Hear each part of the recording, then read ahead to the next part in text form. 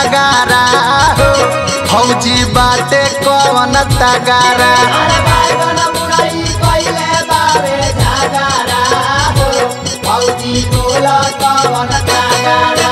कौन बाटे तगरा भौजी कौन बाटे तगारा। अरे कौन बाटे तगरा भौजी कौन बाटे तगारा। अरे यूज करलू मालूम बाटे तहारा हो फौजी कौन बाटे तगारा। अरे बैगन मुरई कइले बावे झगारा हो फौजी बोला कौन तगारा।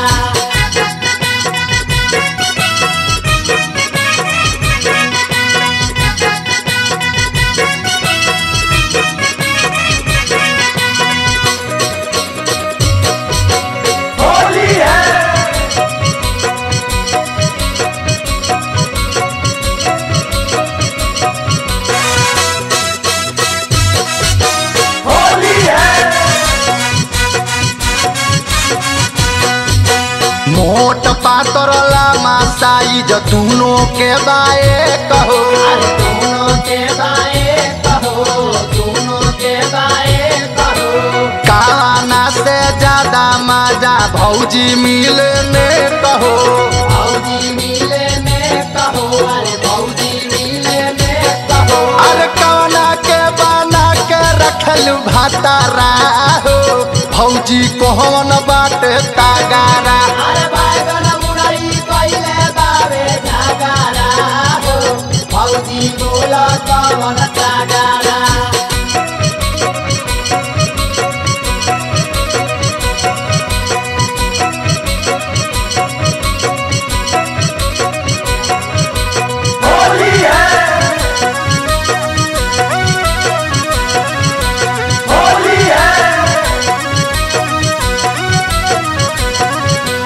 कौन बाटे अबर फौजी कौन बरिया रहो। अरे कौन बरियार भौजी कौन बरियार हो।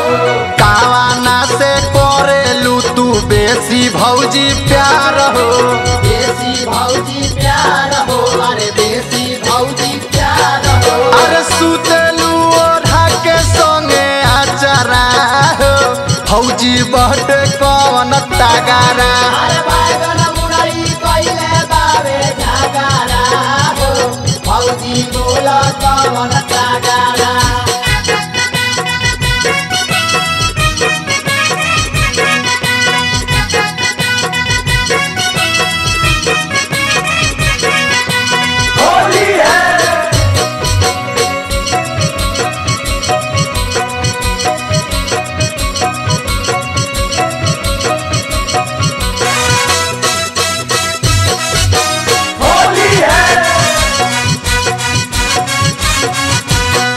अरे जतने चिकन मुरई उतने होला बैगन हो। अरे होला बैगन हो अरे होला बैगन हो। आशिक अरविंद कहे साथी शत्रुधन हो। अरे साथी शत्रुधन हो अरे साथी शत्रुधन हो। अरे आपस में करलू काहे लाफारा हो फौजी बोला कौन तगारा। अरे बैगन मुरई कइले बावे झगारा हो फौजी बोला कौन तगारा। कौन बाटे तगरा भौजी कौन बाटे तगारा।